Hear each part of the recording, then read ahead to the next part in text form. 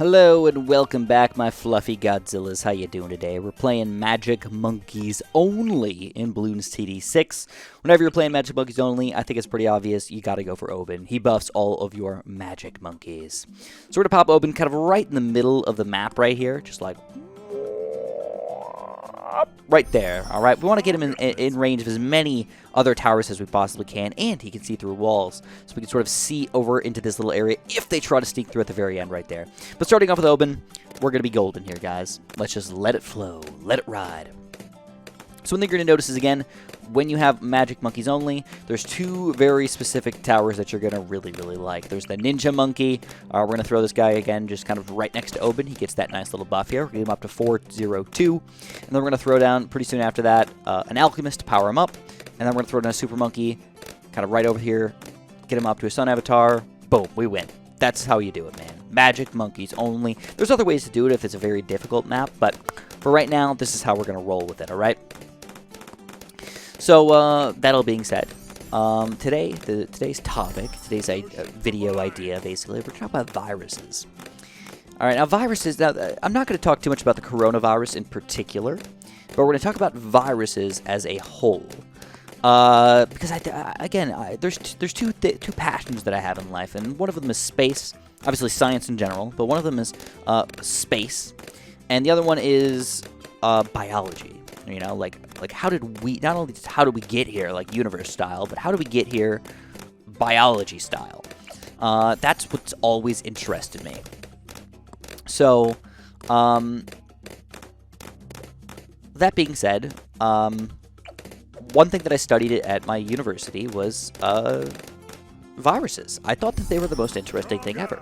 Now, when I first was in high school, they always said, well, viruses are non-living things. Right, they're always just, it just is. It's just non-living, and I'm always just like, why though? You don't give me good reasons. Like, we just made these random rules for whether things are living or non-living. So, like, the main thing that I want to answer today is whether or not viruses are living or non-living things. As I kind of went through high school, I still believe the same thing. Viruses like have to be living. How could they think? How could they think to attack these things and think to do these things? That just, you know, are so lifelike. They're made out of the same stuff that life is made out of, or at least very similar. Like, how does that all work together? Like, how could this not be living? As I went through college, I started to say, I don't know if they're living. I think they might be non-living. And then by the end of college, I was fairly hammered down, for sure, viruses are non-living things.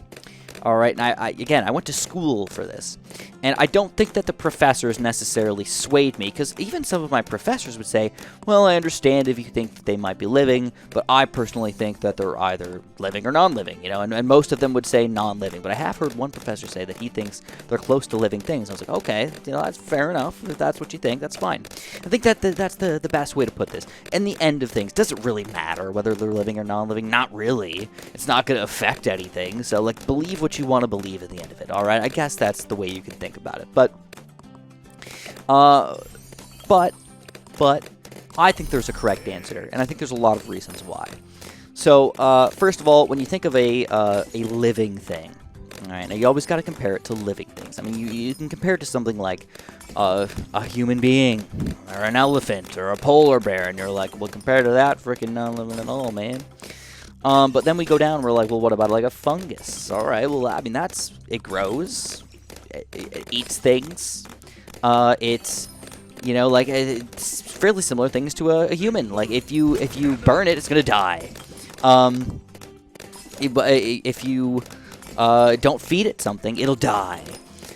If you screw with it, it'll die. But there's so many different things that you have to, like, make sure it happens. But one thing that it does do is it changes throughout its environment. And I think this is the main thing that I want to come out with at the end of all this. It changes. So here we go. We're going to go with a quick Super Monkey. In range of Oben. Always, always. We're going to go over with Plasma Blast. We're going to go Knockback and Ultra Vision here. Give us that camera protection, all that good stuff. But one thing that almost all of these things do is they basically change in their environment. So if I was, you know, for example, you know, I didn't have any food. I would go out and find some food. All right, I made it happen. I made the food happen. You know, whether it's walking to my fridge or catching a squirrel or finding some berries or whatever, I found my food. Same thing with a fungus. They will sort of, you know, release their spores, and like if the spore isn't doing well, it'll just sort of die off. The other spores will, like, you know, reach for the with their mycelium, they'll like reach for the nutrients and all this other stuff. So like they do things. Plants, same thing. Like if you put some light in the window, it's going to reach towards the light. A fungus is sort of similar to that, but with the mycelium, which are like almost invisible to the naked eye, right? You don't get to really see them all that much. It's basically the roots, if you want to think about them like that. But again, it's doing something. It's changing its environment. Now you go all the way down to like a bacteria, and you're like, well, is a bacteria living? All right, well, now it's very similar to a person. It'll like crawl around. It'll like eat food. It'll like, you know, I mean, like imagine like a white blood cell or like well, that's not a good example.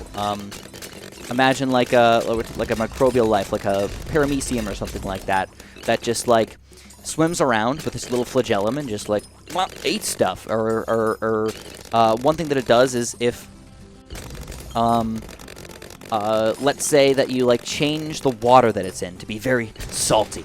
Well, then what it has to do is inside of its body, it says, well, now we have to get as much salt as we can out of our body. There's too much salt. So it turns on like a salt gradient thing that makes it so it spends a lot of energy, but it gets the salt out of itself. Salt is basically going to kill it. So it stops that from happening. All right, you go all the way down to all these different types of bacteria and everything, and basically they always change their environment to survive. All right, no matter what it is, they don't always succeed, but they try.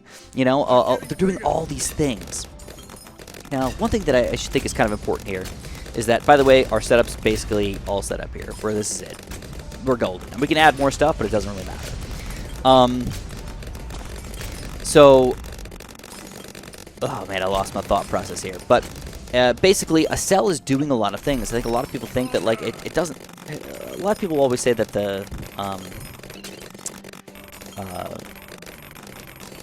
that a bacteria sort of, like, thinks, right? It doesn't really think. It just has cause and effect happen with its DNA and or other processes within its cell. So the cause would be, you know, again, too much salt inside of its cell. It'll send a message to the nucleus. It'll say, hey, we need to make more of these proteins that get rid of salt or something like that, you know? Or, hey, get these pumps on. And the pumps will be like, proteins will send on them over and be like, pumps, go, boom. The pumps will like, pump them out and stuff like that. There's all these different processes that are like going on inside of a cell. Where a virus, all right, we're finally going to talk about a virus here. I know we're getting down to the very end. But a virus, all it doesn't change its environment ever to make itself, like, do anything. It doesn't help itself survive. It just floats. It just exists. And randomly, literally, like, randomly, it might bump into a cell, bump into a bacteria, bump into something else, where its proteins kind of surrounding it will be like, all right, activated, boop, and it'll just pop in. And then once it's inside of a cell, it'll just be like, let's just like release all of its gunk, and then all of its gunk will just sort of use the cell machinery or the bacteria's machinery to just make more of itself. So it doesn't have any of these processes that like all these other things have. Now keep in mind, a virus is like super duper tiny, like a millionth or even a hundredth of a millionth the size of a bacteria or a cell. They're so tiny. They don't have the ability to have all these processes inside of it. It's just too impossible. You're asking it to make itself, basically duplicating itself, but instead of just duplicating it one time, a virus wouldn't survive. It duplicates itself inside of another cell 1,000,000 times, or 100,000 times, or even hundreds of millions of times from a single cell. Like, this is the scale that we're on with viruses that are just sort of weird and hard to grasp. So, I think, you know, I think that the main thing that I want you guys to come out from after this video is done is just that I think viruses are non-living because they don't try to change the environment that they live in whatsoever to survive. They just sort of exist, and natural selection is like the biggest key player in viruses because the environment will decide whether or not they get to live, basically. Do they get lucky and get inside of a host, or do they have the necessary gifts of infection to get inside of a host and infect them and make more of themselves. And what's interesting with viruses is that they can mutate so fast because when they get inside of a cell, you know, cells have all these different processes to say, boom, you got to make this exactly right, exactly right, exactly right. Viruses are just sort of like, well, just make some stuff. We'll see what happens, man. And most of the time they get it right, obviously, because cells have these abilities to, like, get it right most of the time, but not every time. And viruses can sort of just adapt and change because they spew out so many millions of these viruses, and almost a lot of them are probably going to be different. And if you find it, make a different one that's just different enough in a positive way that makes it so it can still infect you, but your body can't find it anymore. Well, holy crap, dude. Now you got a new specialer virus that's even more dangerous than it was before. And that's why viruses are sort of hard to deal with for bodies, is that they just sort of randomly spew out so much crap. It's hard for our body to, like, figure out and deal with these things. You know? And that's why viruses are kind of scary. But that's my talk on viruses being non-living things. They don't try and change their environment, they just exist. You know, whether or not they take in energy or they do any of that other stuff or how, you know, I don't really care. They don't try and change their environment, they just exist. And it just so happens that they exist using the same thing that we're made of. You know, RNA and DNA. That's all it takes. Anyways, here we go. Magic Monkeys only. Very, very easy. We ended up with $45,000 at the end, so obviously pretty breezy for us. If you guys enjoyed, make sure you press that like button, subscribe, and have a super duper delicious day.